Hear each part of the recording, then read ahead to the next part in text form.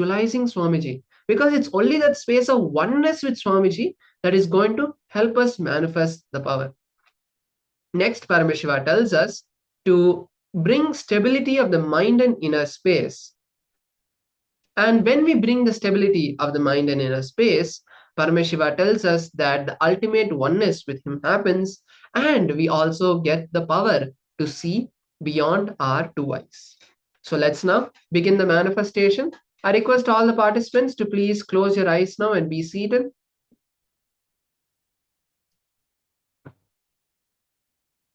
Take a moment to close your eyes.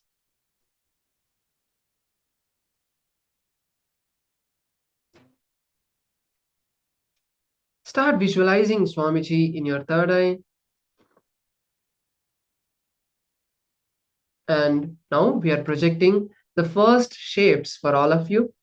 Intensely chant the Mahavakya, or at least listen to the Mahavakya, and request Swamiji to reveal what is being projected. Let's begin. Paramashivoham Om Nithyananda Paramashivoham Om Nithyananda Paramashivoham Om Nithyananda Paramashivoham Paramashivoham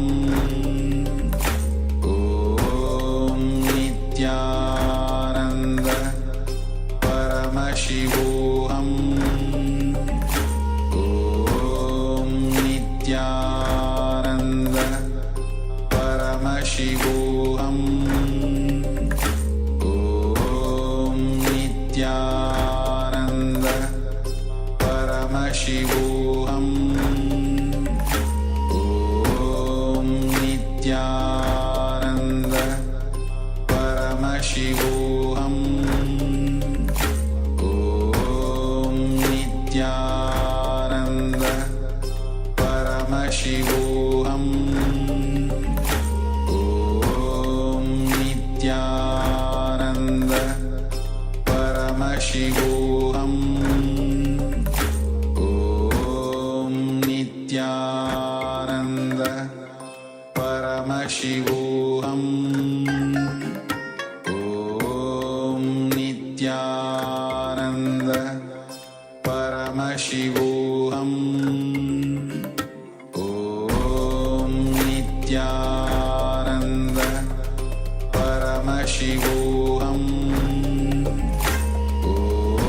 Om Nithyananda Paramashivoham Om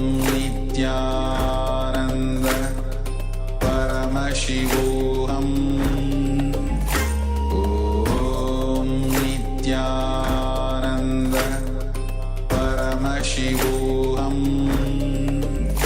Om Nithyananda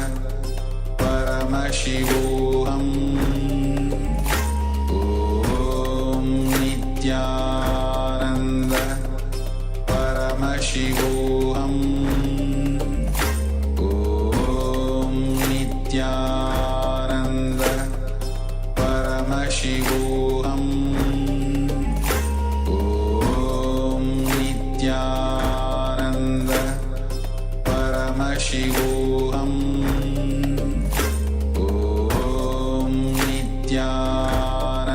Nithyananda Paramashivoham Om Nithyananda Paramashivoham Om Nithyananda Paramashivoham Om Nithyananda Paramashivoham Om Nithyananda Paramashivoham Om Nithyananda Paramashivoham Om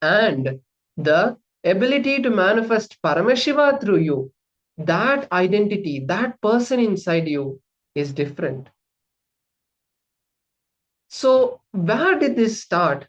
How did we suddenly move from Paramashiva to become who we are today? Where did that change of track happen and why did it happen? It is called the genesis of our identity. The genesis of identity is something very important that all of us have to understand. Because only when we know who we are, we can.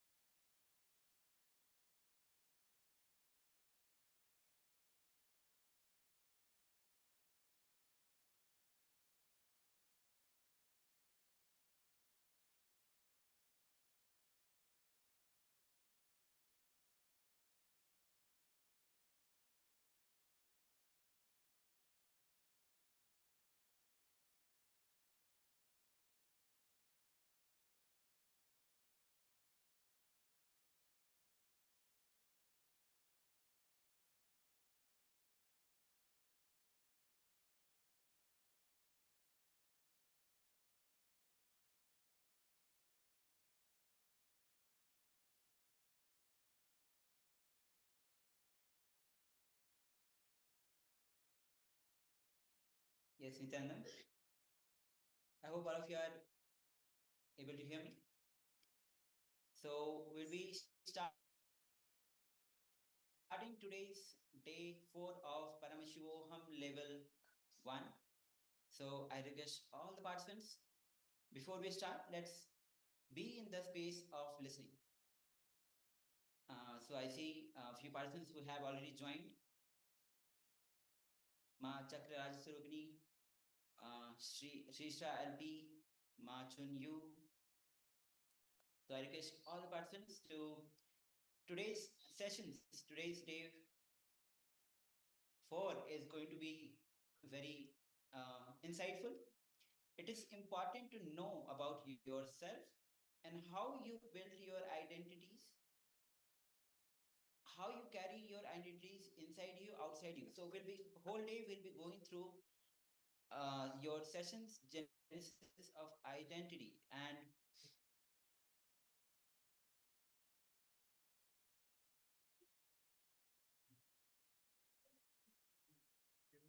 yes. So now we'll be starting our first session, which is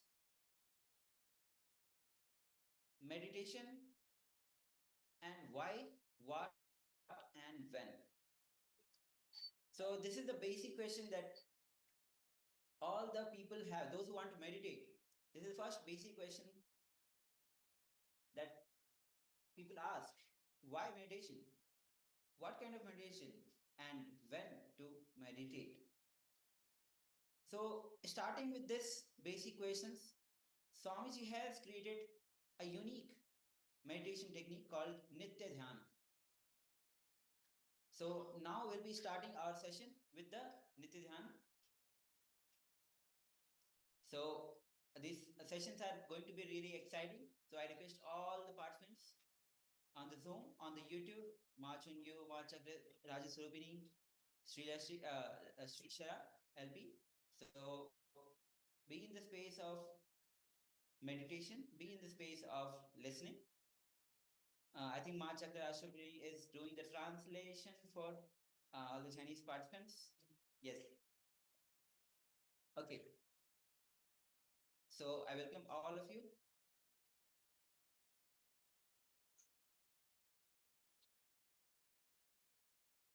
So I welcome all of you. So the whole day is going to be very exciting. So before entering into the program, let's understand the concept and the truth behind the word Nitya Dhyaan. Continuously, all of us are meditating on something. We are eternally meditating on something. And Nitya Dhyaan is all about making you meditate on which you will be eternal. Instead of meditating on different things eternally, meditating eternally on which will be eternal. We are continuously meditating on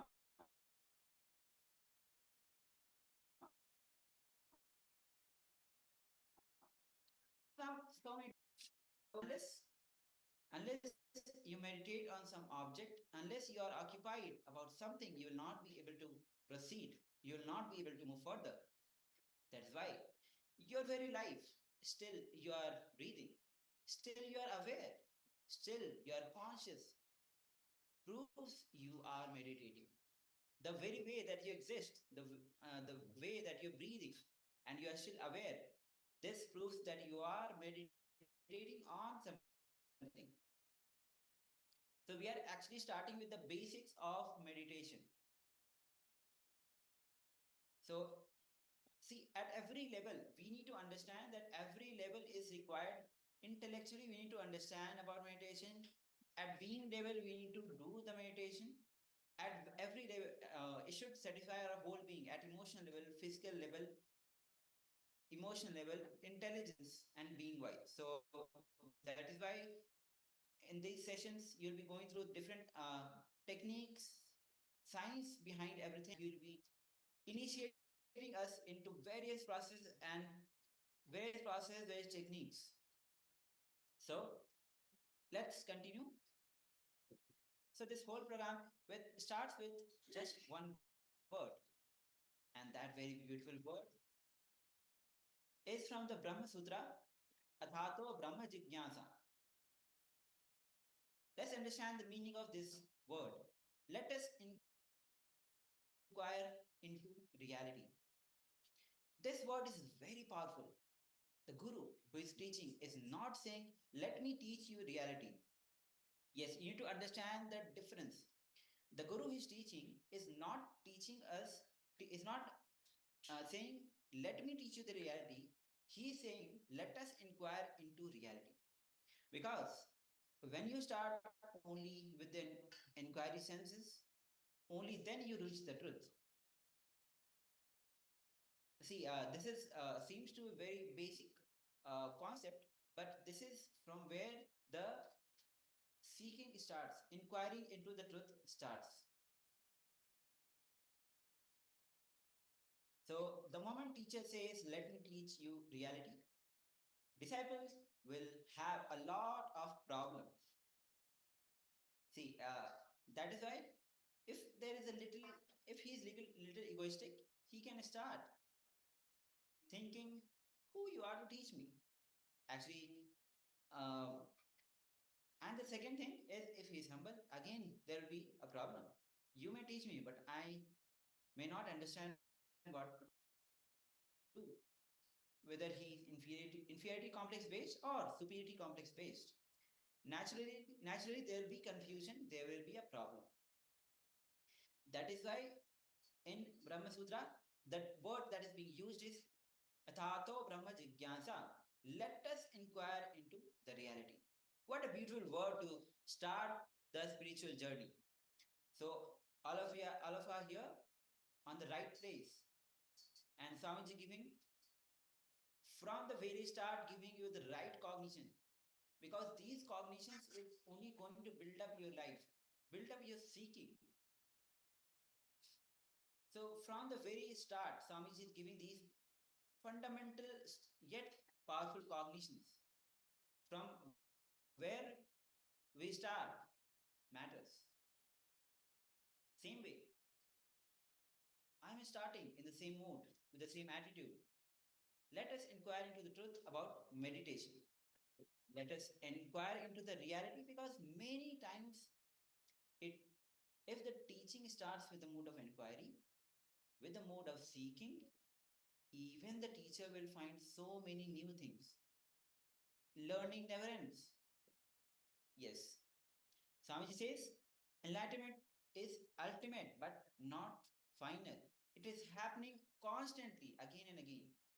Teaching can also be a beautiful tool to learn.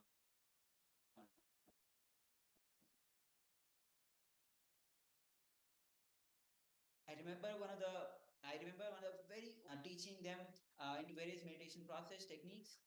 He told people, not only you are learning from me, I am also learning from you. So the first, let's enter to the question. Let's inquire into the question. What is meditation? Now the question analyzed, contemplated by millions of sages, what we call, refer to as Bharat, as spiritual land. Just like West has done a lot of research and development into the outer world, East has done more than 10,000 years of research development in the inner world.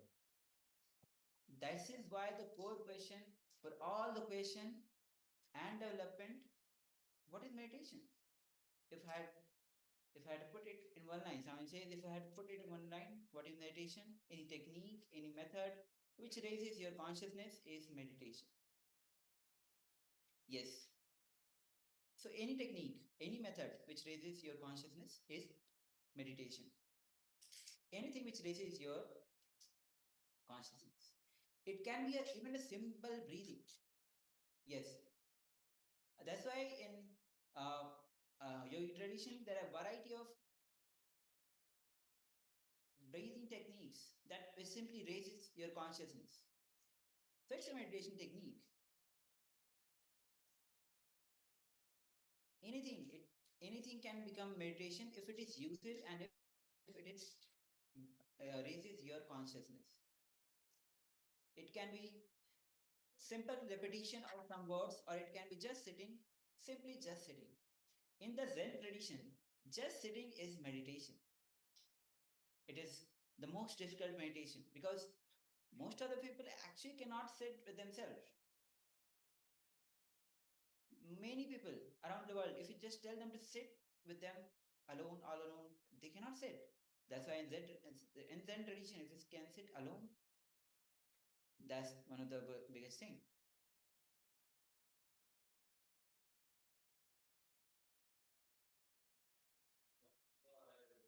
So one of the participants, Krish Godram, has shared my manifestation have come true the day after doing it. Really powerful.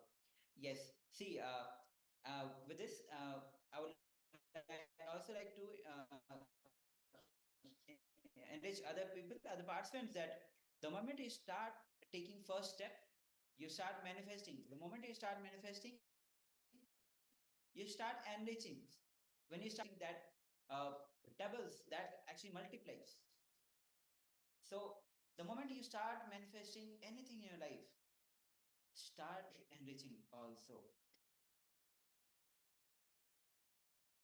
So with this, again we come back to the same question: why meditation? Again, thousands of reasons. I should actually ask. Someone says, I should actually ask you, why should you not meditate? Because that is, we have less reasons. We should meditate. We have enough reasons. Tons and tons of research done by different scientists in different countries proves that physical and mental health and other benefits. But according to Swamiji, he says even those things are not straight results of meditation or the purpose of meditation. All be all these things are the side effects of meditation. Be it the physical health, the mental health, wonderful, you're feeling wonderful. But may all be these things are the side effect or the after effects of meditation. So if somebody asks me why, somebody says, if somebody asks me why meditate, a straight answer will be to raise the consciousness, to raise the conscious levels. Human body is designed to raise the consciousness. Human brain is wired for enlightenment. By your very nature, you are wired for enlightenment. Human body is designed to experience expanded consciousness. Only a person who brings all the possibilities into the living reality experience the fulfillment. So understand, a person who does not bring the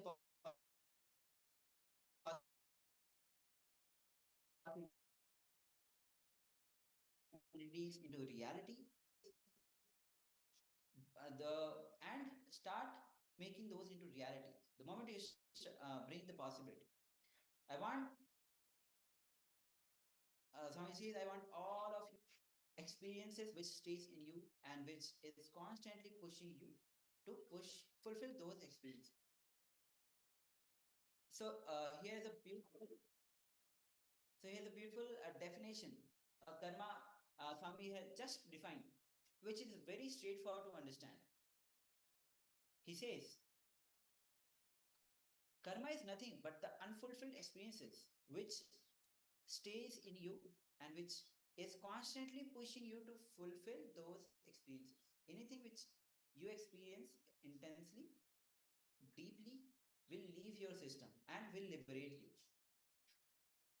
So those experiences will not bind you, will not create the karma.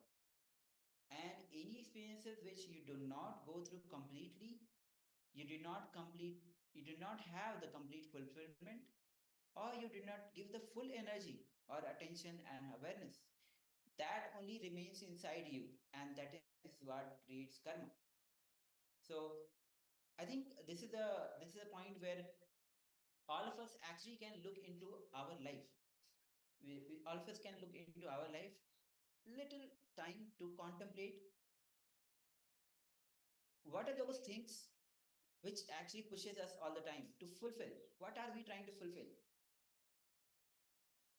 are these karma, are these binding us? So, because just now Swami said that the moment any actions, anything that leaves your system, when it is completely lived, completely fulfilled. So we have a new person who is joining, Pooja. So I welcome Ma. So we are continuing with the meditation technique, meditation process. So now here's a beautiful sutra, the Upanishad shloka. Purnamada Purnamidam Purnat Purnamudachyate Purnasya Purnamadaya Purnamevavashishyate. From the whole came the whole. You are, even if you are carrying some karma, basically, you are complete fulfillment, the wholeness. So any karma which does not become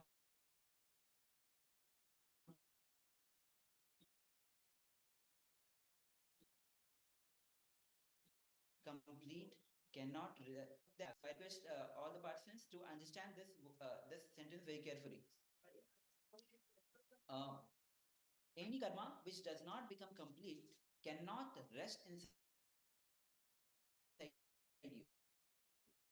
It will try to to go through some activities so that you can fulfill that desire, and will constantly push you again and again, make you go through the same experience to fulfill it.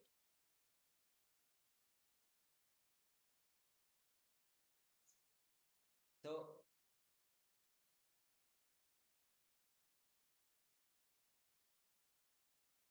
yes, so we need to cognize these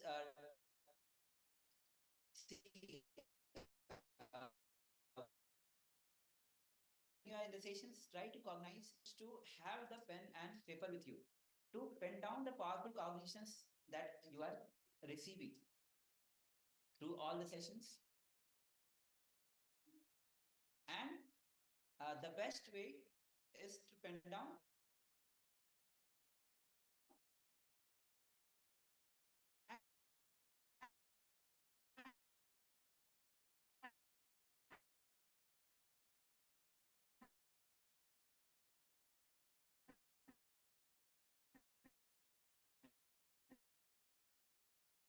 so with this, why meditate? The single line will be to raise the frequency of your consciousness.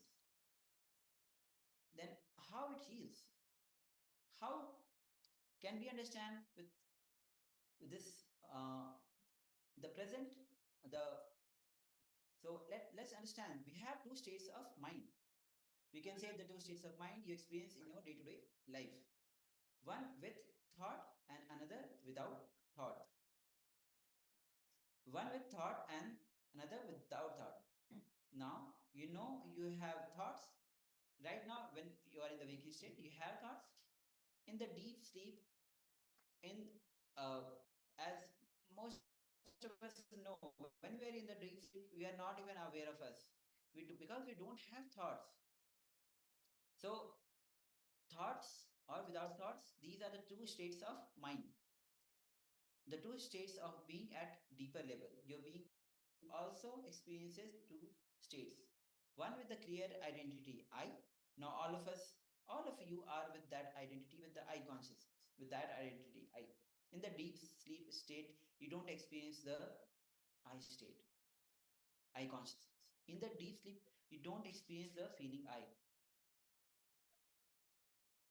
That is why when you go into the dream state, sometimes many times you remember the dream state when you come to the waking state, but you never remember when you are in the deep sleep state because there's no thought, there's no I identity. So understand the mind you experience in these two states, one with thought without and another without thought. In the same way, in the being you experience the In the same way, in the being, you experience two states. One with the I identity, which is a very strong, and without identity. So, without feeling or remembering your identity, when you are without identity.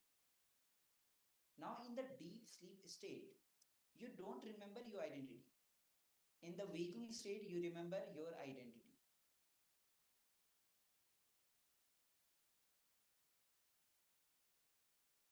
Like you feel like I am this, I am that. If you are working as a profession, like if you're a doctor, you say I'm a doctor.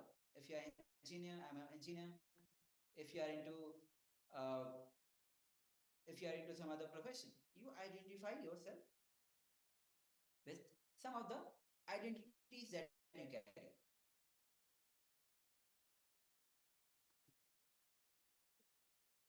So, Srisha, I'll be saying that I'm lagging. Yeah, a little internet fluctuation is definitely there. Uh, so it might show there should be a lag, but we'll fix it while we are moving. Yeah, so we'll keep all the sessions interactive. So any questions that you have related to the session, it will be better if you keep within session. And yes, so we'll keep the interactions in all the sessions interactive. You can ask your questions.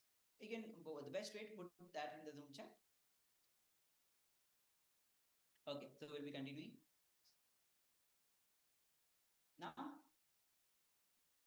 now you just understand how this states of mind and the states of consciousness. So I'll repeat again. So the two states, one state of mind is one with a thought and another without thought. And at being level, there are two states. One with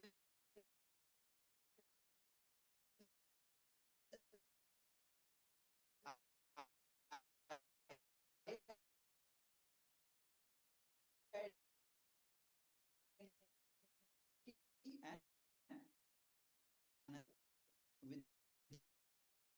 without identity. So I hope all of you are going along with me. So there are two states of mind and the two states of consciousness. Two states of mind, one with thought, one without thought. And two states of the being. Consciousness is one with the I identity, one without I identity.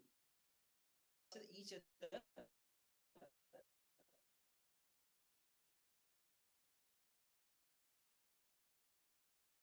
we create different states of being, different states of consciousness. The first is thought and consciousness. So that is what we call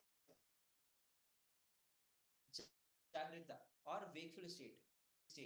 In this state, identity is also there and thought is also there.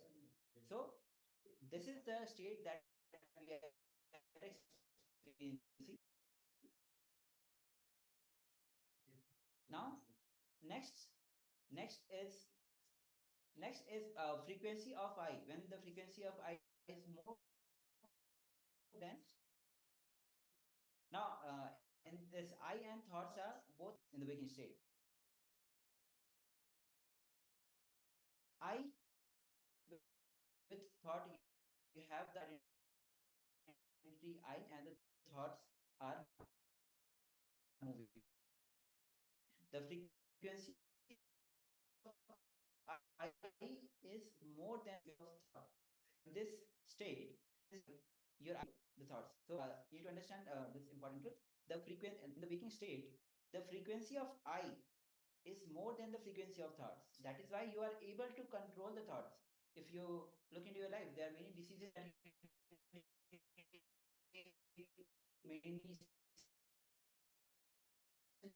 that you are able to handle. You are a frequency of thoughts. So if you want, you can control a thought. If you don't want, you can remove a thought. If you want, you can create a thought with I consciousness and thought. This is called the Jagrit, waking state. Now the next state is dream state. You have thoughts, but there is no consciousness. In the dream state, that is why you will see sometimes in your dreams you'll feel as if you are in the college, but you'll be sitting inside with your son. This indicates very clear there is no clear identity. The identity is logical. The identity is very illogical.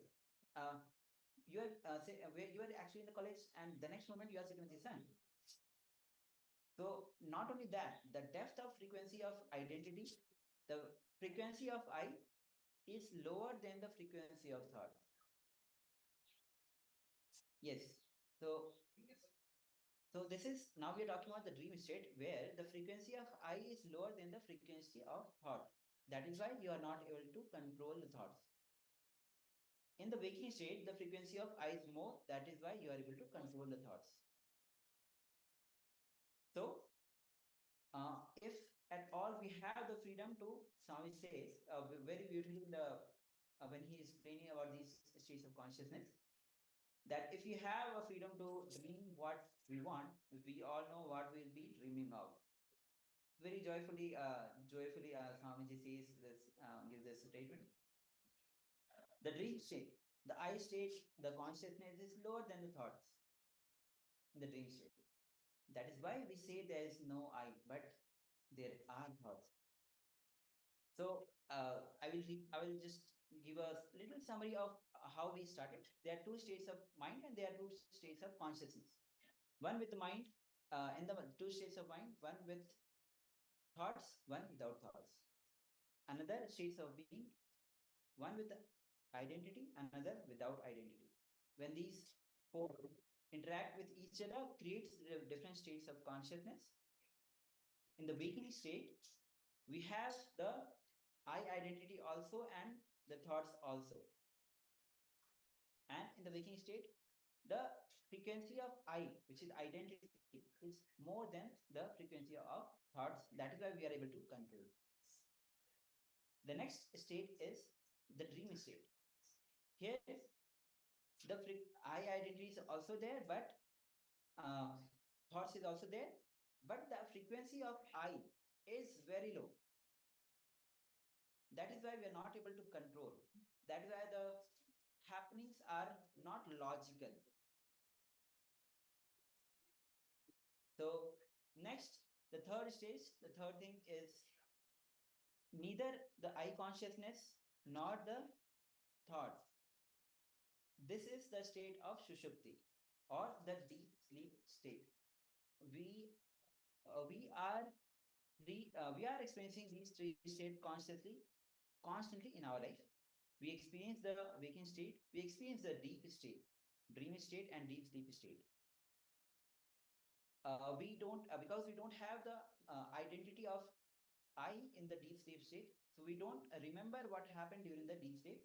But definitely we have the after effects of deep sleep state that we feel so fresh, so alive after when we have gone to the deep sleep state. Okay, so I am sure all the participants who are here have, and some point of time, especially when they, at their young age, their child, they have it. A lot of times they went into the deep sleep state.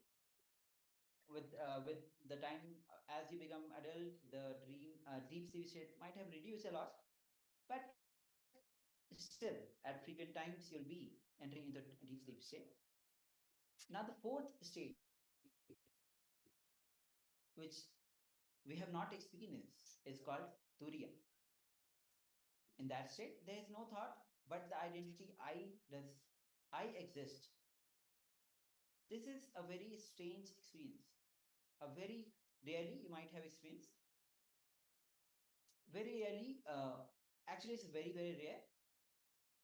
One or two people in their life, with some sudden shock. It might happen due to some sudden shock, or if you are sitting with the nature when you are completely relaxed and in deep silence, Maybe in those few moments, you might have experienced no thought, but you are not sleeping. Your identity is alive. Your consciousness is alive. You know you are alive. You are awake, but there is no thoughts. This is called the fourth state. As on now, most of us have not experienced this state. This is what is called Turiya. We experience only the three states: deep sleep state, dream, and waking state. Now, the problem is the reason for all our physical and mental illness is the disease. Illness and disease is the dream state, dreaming state. Dreaming state starts penetrating, overlapping the deep sleep and thinking state.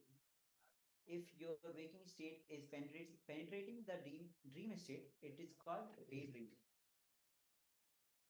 So many times we must have seen people who are actually daydreaming. So they are penetrating their waking state into the dream state. And if you are in the night, deep sleep is penetrating by dreaming it. It is called disturbed sleep. Continuously in your night time or in the daytime, your dreaming state, your sapna is disturbing your life. The more your deep sleep state, your susupti is disturbed by sapna, you will have chronic fatigue or even insomnia problem. More your waking state is disturbed by sapna, you will have daydreams, less awareness. So I so with this we'll be taking a little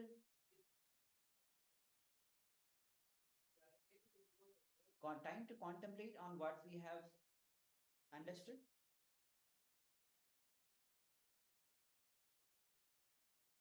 So will be let's take a few minutes as you contemplate on these powerful truths.